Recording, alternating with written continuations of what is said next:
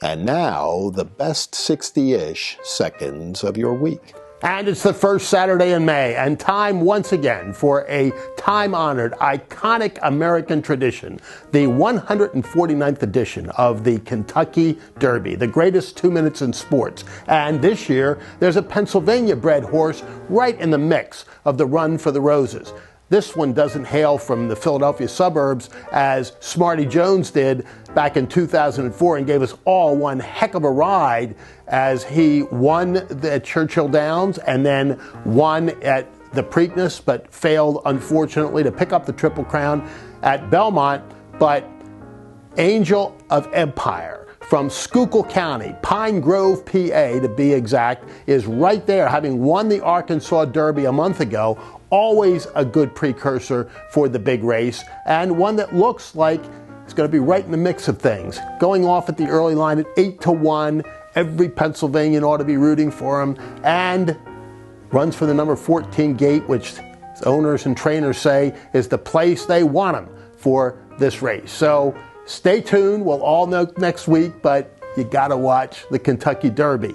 And yeah, I usually, check out the racing form or whatever before the Derby, but when there's a Pennsylvania-bred horse, I'm in there. The last time there was one, didn't work out so well, finishing 17th in a field of basically that many horses. But we're going for Angel of Empire this afternoon. And I'm not making book on the debt ceiling extension. Here's what's fascinating about this. Joe Biden, who all the time during the campaign and immediately after taking office was talking about the great efforts he was going to make to reach across the aisle, to negotiate everything, to be open and transparent and work together to come to... Forget about that. He doesn't even want to negotiate with Kevin McCarthy and the House Republicans on a common sense piece of legislation they put forward to deal with the debt ceiling. Because what is the big issue? It ultimately is, we got too much debt. And whose responsibility is it to take care of that debt?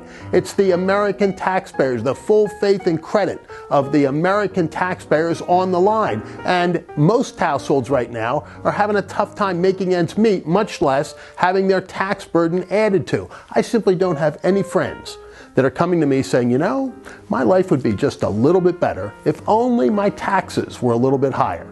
And so getting spending under control is an integral part of any discussion about extending the debt limit. Pure and simple, Biden needs to negotiate now. And the crisis at our border continues to be exacerbated as Title 42 is set to go away. And what is fascinating to watch here is the Biden administration saying we need 1,500 more troops down there at the border, while at the same time, Alejandro Mayorkas is telling us, the border's secure. Well, if the border's secure, why do they need 1,500 more troops? Think about it. And Mayorkas is making a trip down there. I can guarantee that the Border Patrol is not going to be happy to see him.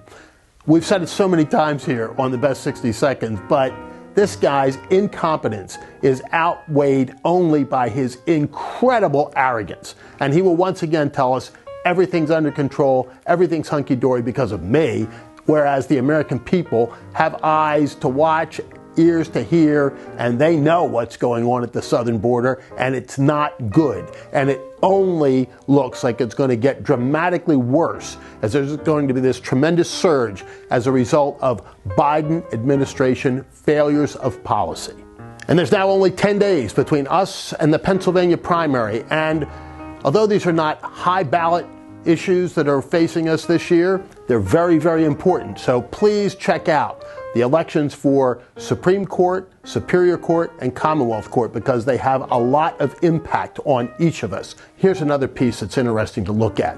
In the two major cities, really Allegheny County to the west, not Pittsburgh per se, but Allegheny County, Sarah Innamorato appears to have a significant lead for Allegheny County Executive. Here's a person endorsed by Bernie Sanders and the extreme far left. Again, another Democrat socialist who could well head up the second biggest county in Pennsylvania, and to the east, the biggest county, where it also is incorporated as the city of Philadelphia. The race for mayor there appears to be neck and neck. But in the second position right now is Helen Gim, another person supported by AOC and Bernie Sanders and the left of the far, far, far left of the Democrat Party.